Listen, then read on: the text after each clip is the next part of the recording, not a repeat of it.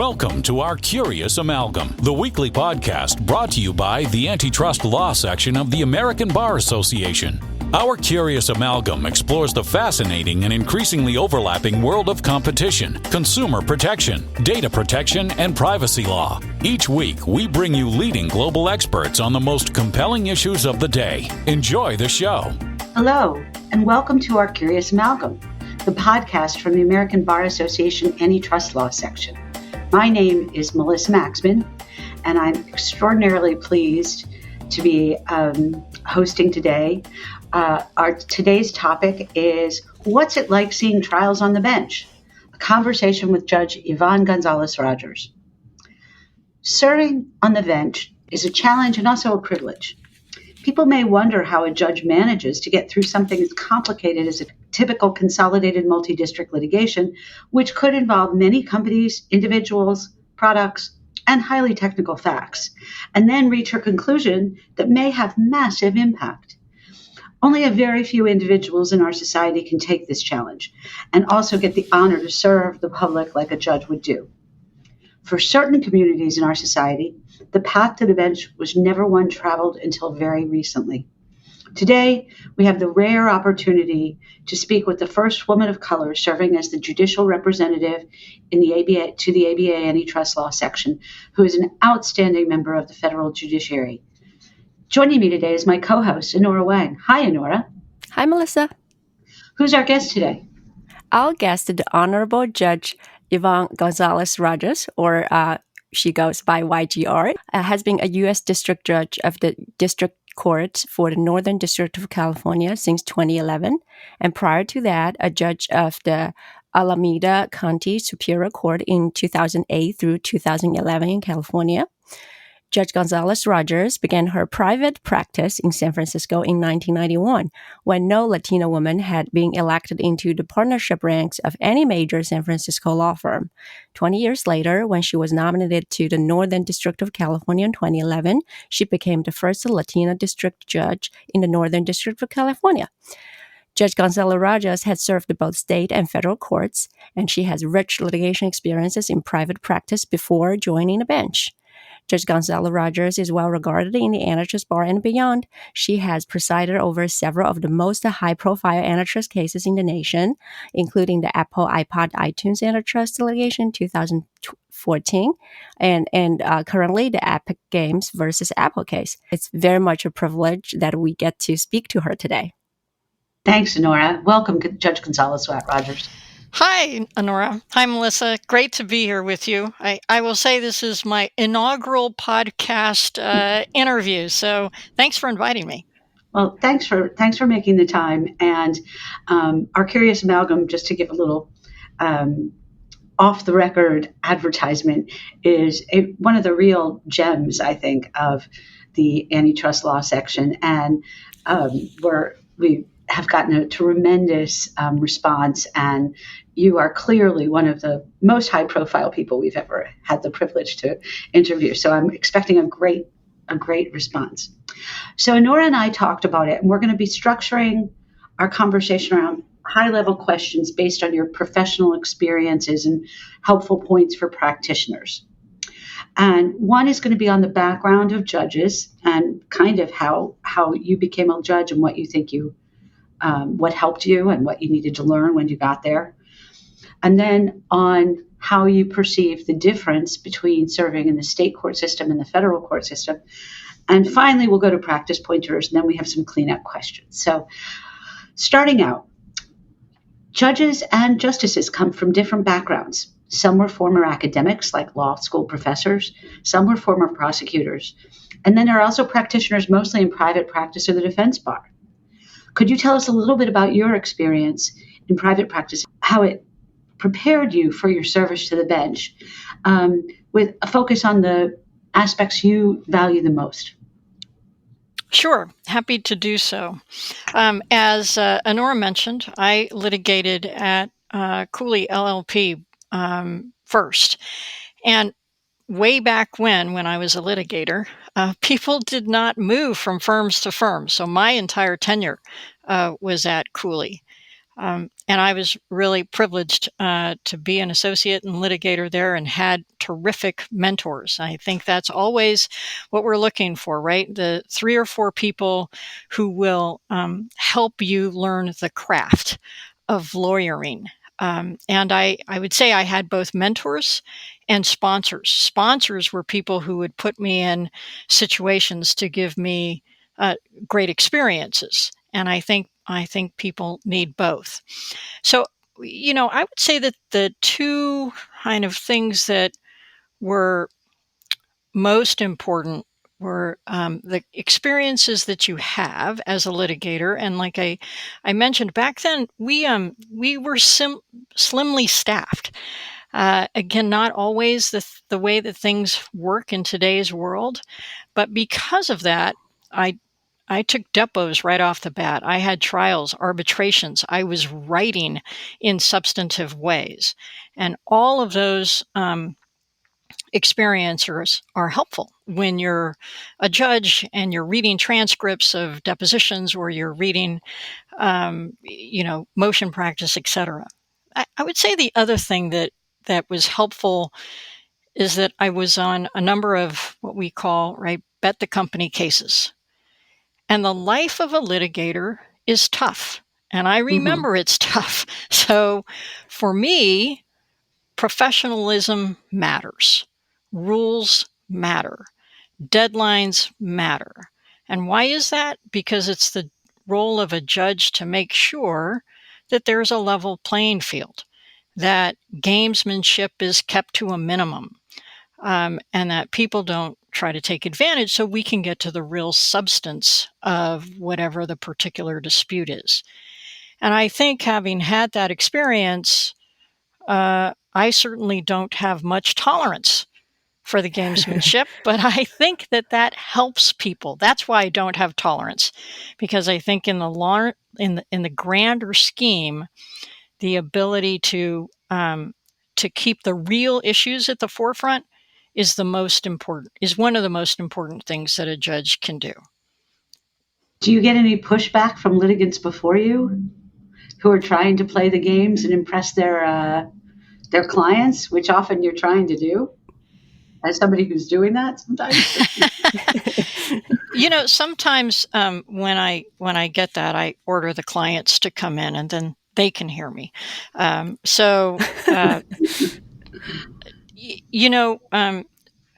One of the tools that I've used, that I routinely use, it's routinely used in the Southern District of New York, not so much here in the Northern District. But I was convinced early on as a judge to have summary judgment conferences, which I have before you can file your motion. And it's just a simple, 3-page executive summary from the side that wants to bring it, 3 pages from the opposing side, and then we have a in-person conference, 45 minutes to an hour. And sometimes you can really tell that it's not a good motion, but it's really being driven by the client who wants to do it. So in some ways, I give the lawyers cover. I tell them, okay, I can't stop you, but you tell your client that you heard from the judge that I think that there's plenty of genuine issues of fact. And when you spend their $80,000 or $100,000 to bring the motion and you get a 3-page denied, your client won't be mad at you, but at least they have cover. That's certainly comforting. And I just want to add one more thing. When you were here, when I was hearing that you had plenty of opportunities for deposition and oral argument as a fairly junior professional, I guess that's definitely one thing that's rare for the current generation of associates growing up, I guess. So I guess with that additional Anora, background. If I can just, add a footnote to that, it's one of the reasons why I like to give young lawyers opportunities in the courtroom and why I encourage it, in particular with bench trials. So when I have the clients in the courtroom, I will say to them, in these smaller cases, not the mega cases, but the smaller ones where I have one partner, one associate, and I will say at the pretrial conference, and you have your client there, look, I hope that you will allow the younger lawyer to take a witness or two, because our generation of future trial lawyers, they can't learn the skill and the art unless they do it. And I promise you that I will not hold it against your case if they don't get the question right. And sometimes it's really fun for me because I'll stop the lawyer, the young lawyer, and say, okay, well, you can't really ask that question. Try it this way. And so they do. And then the next young lawyer gets up and they do it the right way. And then I can stop and say, see, now you all are learning. And it's a good thing on both sides. But it's fun. I did try at one point to kind of teach, at the local law schools. And frankly, I felt that was less fulfilling for me because law students are so busy that the trial practice courses don't always take front and center. But if you're in a real trial, that has your attention and your full attention. Definitely. But I guess I very much appreciate that. I guess with that background, is there anything challenging even for you when you were already a very seasoned litigator when you transitioned from the private bar to serving in the court? Oh, of course. Being a judge is different than being an advocate. And in the state court, so I was, as you mentioned, I was on the Alameda County Superior Court, which is our state court trial system. What my county did is they always put you on the bench in a department of which you know nothing. So if you're a DA or a public defender, you go do family. If you're a civil litigator, you go do criminal. And I think it was excellent in terms of training because you had to stop being the advocate and listen. And being a judge takes a lot of listening. You know, even when you are an expert, frequently, especially here in the Northern District, they call us the Wild West, and that's because people are always trying new things out, right? So we are generalists, and the people who appear in front of us are typically specialists. Yeah, that's why it's important for judges to listen. But so as that a was the follow-up, first thing. Yeah. I hear that was great training, right, and experience. But did that change your appetite for cases? Like, if you disliked family law, and then after having to deal with that for I don't know how long, maybe have a year and year, would that become one of your favorite areas of law now? No, I think people get moved around. I mean, in the state court system, you're on an assignment for a couple of years, and then you can put in to do something different. Obviously, in the federal court, it's very different because there are no specialty departments. You are required to do everything that comes in the door, your fair share. It is random. So I do not just antitrust, as I have to remind antitrust lawyers, that's not the only thing I'm doing, but I do criminal and ERISA and securities and contract, and I serve as an appellate court for Social Security and bankruptcy. So the kinds of cases that we have to do, I'll tell law students, walk through the library if they still have books there, and go to the U.S. codes. Right? We're in charge of everything. And then when you sit in diversity, you're presiding over state court matters as well. So my point about the state court is really a point about the art of judging. And then, the substance is different. Actually, that's a nice segue into the contrast between being a state court judge and being a federal judge. And I kind of want to focus you on antitrust since we're the antitrust expert. Did you get much antitrust? I know California has a very potent antitrust statute. And I'm wondering whether you got as many antitrust cases when you were an Alameda judge as you do now. And if so, how are they different? So the short answer, Melissa, is no. Oh. In Alameda County, and again, you kind of have to know know your environment in which you're litigating. There are some California state courts that are centralized. So you file your lawsuit, you go to a central law and motion department, and then when and if you're ready to try something, you go to a trial court. Unless they have a complex litigation department, then perhaps you get to go in front of a judge for all purposes. In Alameda County, we had a civil direct system, so I did get 575 cases on my first day as a civil direct judge. And most of those I would call were kind of routine California civil disputes. The state court really is the people's court. I had virtually no assistance. So I shared one law clerk with one other judge. And once you went to trial, you had no help. It was all on you. And I think that the state litigators know that. So I think in general, they tend to file their antitrust cases in federal court with the tag-along competition claims and state antitrust claims. So we see them on the federal side, I think, more than the state side. And when I know I've heard you speak before, so I'm going to be picking up on things that I'm going to be prompting you from your prior statements. Let's talk a little bit about antitrust and expert witnesses and Daubert motions and so on. How do you best educate yourself? I'm assuming that, like me, you did some antitrust in law school, some antitrust in private. I mean, I've done more in private practice. But when you take the bench, you're compelled to really look hard at things you haven't had to look at before from an economic perspective, sometimes from a policy perspective.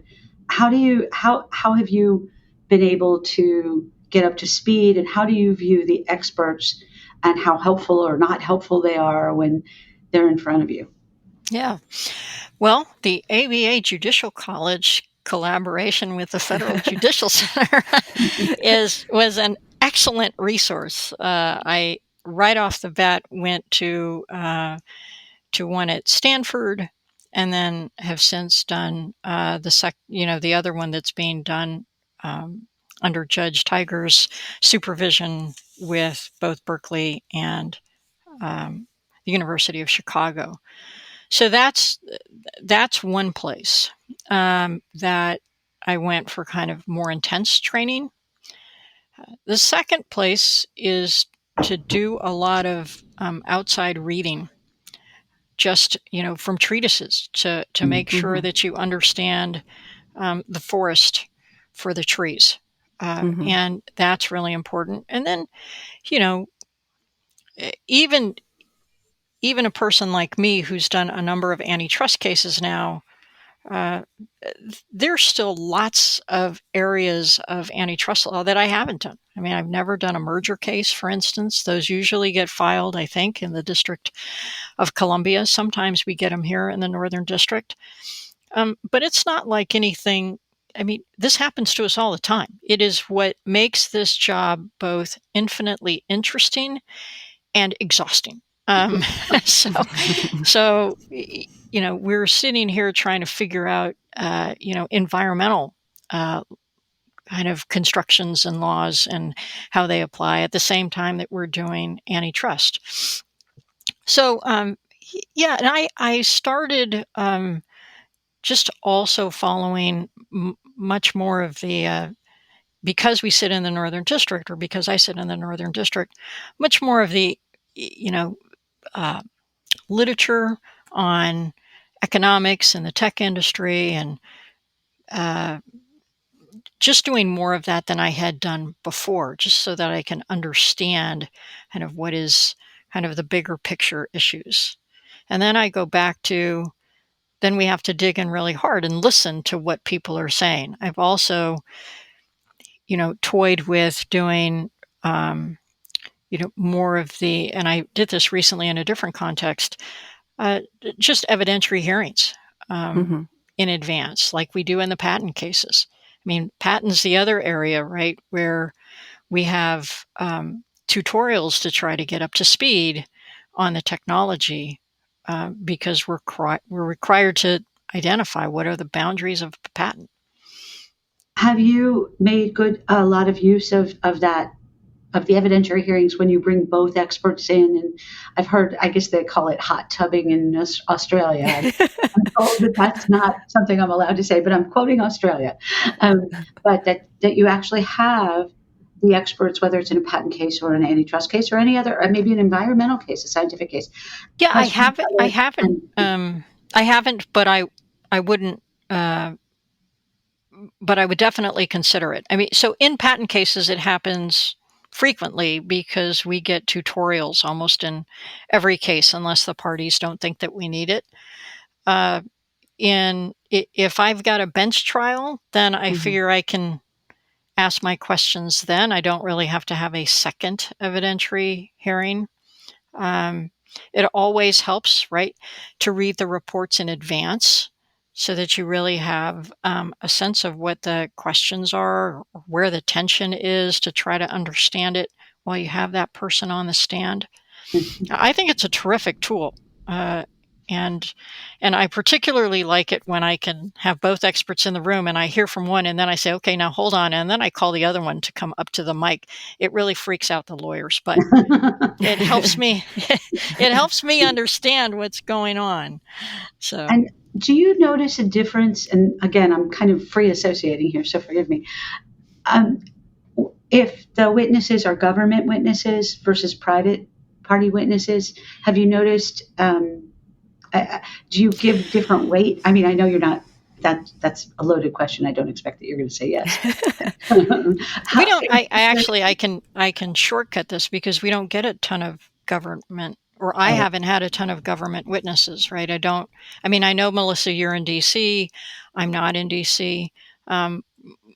My cases have been primarily, I think almost all have been private, right? So we're only getting the private litigants in the courtroom. Some follow-up. So some people would say good expert witnesses cancel each other out. Is that a phenomenon that you observed? Well, it's funny that you say that, Anora, because I sat on a panel at last year's Antitrust conference and on experts, and that's what the defense lawyer said, that the goal was to cancel each other out. You know, I think that people sometimes ask me, let me approach it from a slightly different lens. People sometimes ask me whether I've considered having an expert for the judge, so a third expert. Yeah. And I thought about that quite a bit and ultimately decided against it because I think economic experts come into the courtroom with a perspective. And because they come in with a perspective, if I got a third one who also had a perspective, I'm not sure how much that really ultimately helps me. So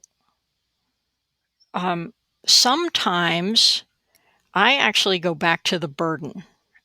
And, you know, because I'm a generalist, right? I've presided over lots of criminal trials, and there our burden is beyond a reasonable doubt. In a civil action, it's preponderance, and sometimes I think that matters. Like, you know, in fact, it matters. It matters a lot. If the burden on a plaintiff was beyond a reasonable doubt, well, forget it. You know, they'd never get past that. And so sometimes that's what I try to focus on is how well am I convinced? It may be plausible. What you're trying to argue may be plausible, but am I really convinced to the level that I need to be to believe one side or the other? And in terms of experts, I always appreciate and give more weight to experts who will cross the line, right? Who will testify on behalf of both plaintiffs and defendants, Mm-hmm. I also give more weight to experts who do not stretch the truth on the stand. And there are plenty of experts who will say yes to whatever the questioning lawyer on their side tells them, and then, and then become as hostile as they can to the other side. Mm-hmm. Well, that's not really independent in my view. And we know that they're not entirely independent to begin with, but, we're looking for objective ways to decide, who do I really believe? Those are some of the things I look for. Yeah. That's also a nice segue into practice pointers. Not many lawyers have been able to experience trials from beginning to end, and even fewer have been able to observe the entire process. We would like to hear, what are your top of mind practice pointers for somebody appearing before you? And I should warn you that I have stolen this question, because every year at the ABA spring meeting, which is coming up, there's always a view from the bench panel, and the most well attended, because every lawyer there wants to hear what different judges tell them to do, tell them not to do. So I'm sorry if I'm putting you on the spot without other lawyers to back you up, but every judge seems to have a different set of things that really they appreciate, and they're similar, but they're not all the same. So, given that I'm on that panel this year, Melissa, I'll have to make a note about what I say here, so that I don't say that there. And that's great. And I think the funny thing is that when I've sat on panels like that, we actually all pretty much agree with each other. We just don't want to repeat what the other person is saying. So I won't give you all of them, but let me tell you the one perhaps that comes to mind, because we see you primarily in law and motion, not as much in trial. And what I would say about law and motion, aside from know your judge, because some judges are fully prepared, others less so. So if you have someone that's doesn't have a reputation for, being fully prepared, you may want to repeat your main arguments. That may be the best place to get the judge to focus on your primary arguments. But if you're in front of other judges who are fully engaged, I think the hardest thing for young advocates is that they don't listen, and they don't want to engage on the tough questions. They just want to repeat what's in the papers. So I can tell you, if I don't have any questions, you don't get oral argument. I just rule on the papers. We have a lot of cases. If I am scheduling oral argument, it's because, my law clerks and I, we're wrestling with something and we want to hear your perspective. So before you get to that podium, you need to think about, what is the other side's best case? What have I not said in the papers that is going to help the judge, side with me as opposed to the other side? And I can't tell you how many times I've said, I'll ask you one more time, and if you don't want to answer my question, that's fine. I'm going to go debate it with my law clerks, but you're not answering my question. They just want to repeat what's in their papers. So that's I think the hardest thing for young advocates to learn. Well, it's not your most effective persuasion skills, but have you ever held a conference where you came out? I know usually the plaintiff goes first, but some judges on the East Coast do this. The plaintiff goes first, and then the defendant goes next. But have you ever come out and said, look, my questions are really with this defense argument. I'd like to hear from the defense first. Always. Oh, really? And so I will frequently go on the bench and say, okay, this is where I'm leaning. So I'll let you're on the losing side. We'll start with you. And So it's not a good sign to be asked to speak first. It's an opportunity, Anora. It's an opportunity. Okay. And I have been convinced. I don't always, just because I have a perspective when I go on the bench doesn't mean that I'll leave that way. I mean, which is the other side of it, right? And so then if I start with one side, the other side says, well, I think you're totally right. And sometimes I say, well, let's not be too quick. Let's not be too hasty. Here's the issues with your side. And then let them engage. But yes, I don't, it's very dynamic, the process, at least with me. Yeah. As we're talking about practice pointers, I think one of the phenomena that people are observing about antitrust litigation is becoming almost too big to try. Are there multiple parties, multiple products, or multiple? It's just too many things get consolidating one. Are there any? I think we want to talk a little bit about your views on some of the techniques being used or proposed to manage these cases. What are your views on that? I guess we can talk about special masters or any techniques that you have in mind. Yeah, it's interesting that phrase. I've heard it now a few times, too big to try. I think that's a lawyer term. I'm not sure it's a judge term. So, I've tried cases that go 4 months, right? Big criminal cases. I don't think that lawyers in the antitrust area or most civil areas, maybe in environmental, are used to being in trial for that long of a period of time. And I do think that understanding, again, it's different. Is this a bench trial? Is this a jury trial? Those two things have huge impact on how one manages.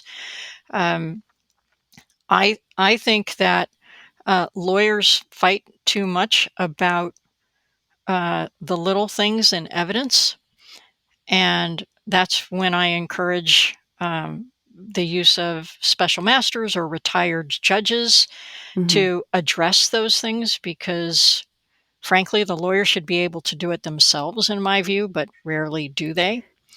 The reality is, again, we have hundreds of cases. And if we're going to get you to trial, then we actually need you to help us get you to trial. And we will put everything aside while we're trying your case. Well, frankly, sometimes we have to still do all the other things while we're trying your case. But to the extent that we can streamline the process for the judge, that's always going to be helpful. If you can do things in phases, that's helpful. But there are pros and cons. Plaintiffs don't like to bifurcate, and there's a reason for that. Yeah. Defendants like to bifurcate, and there's a reason for that. So you, as the judge, what we're trying to do is make sure that it's fair. So very much of it is trying to get to the core issues in the most efficient way that we can. But I tried a case recently, not antitrust, but a class action trial, where we had to deal with the laws of 6 different states. And, and I was affirmed on appeal in terms of the jury instructions. So, they were not as long as the defendants wanted. They were not as short as the way the plaintiff's lawyer wanted. But I think we struck the right balance.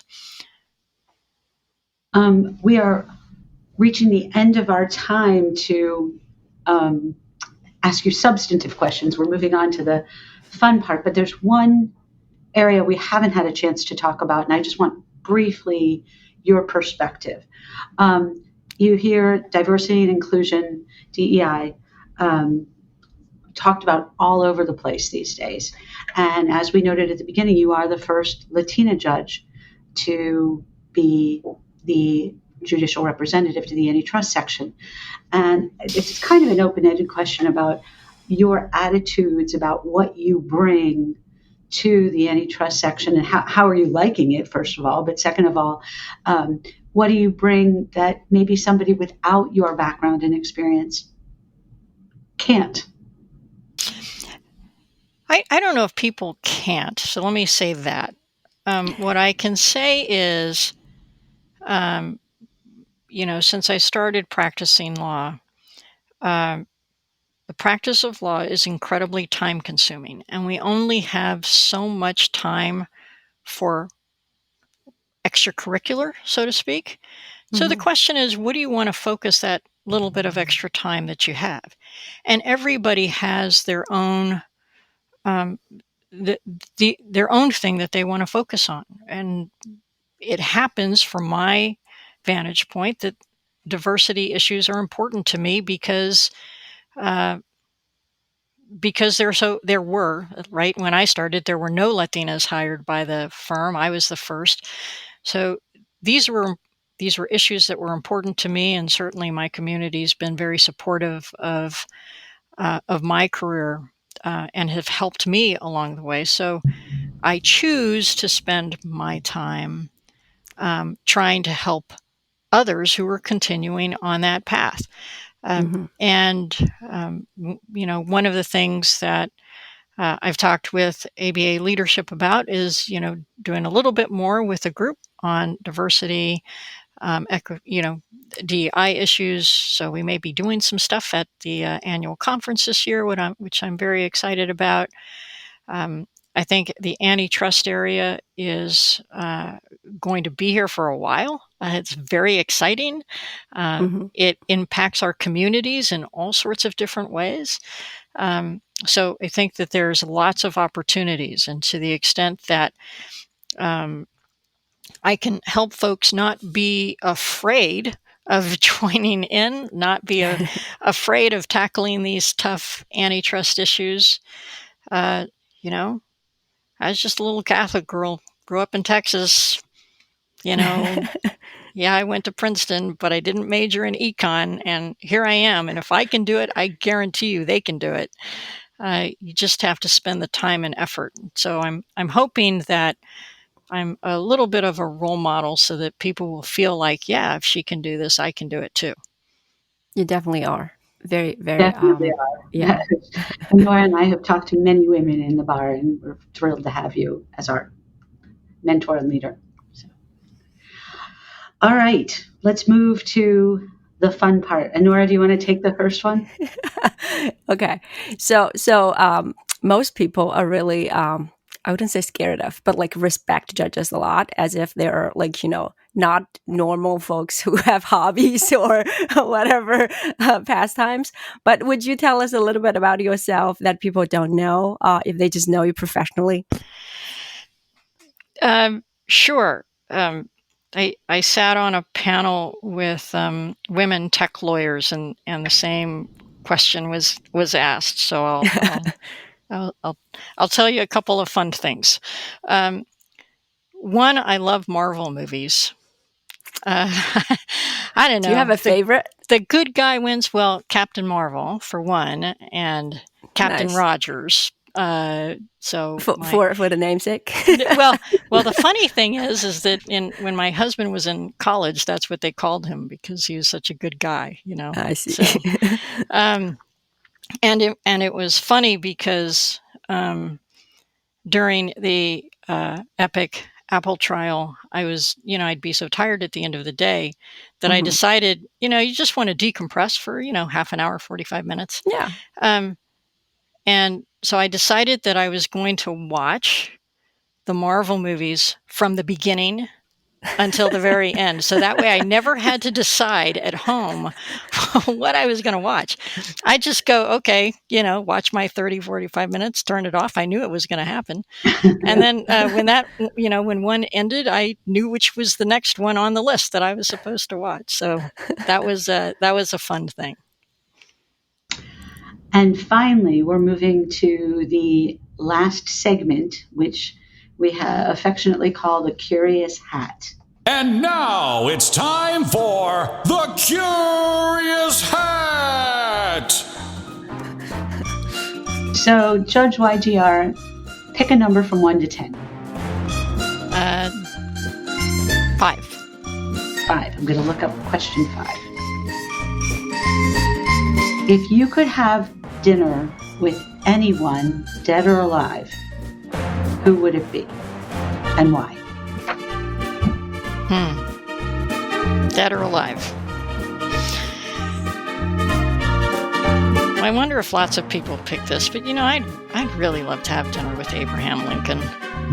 I mean,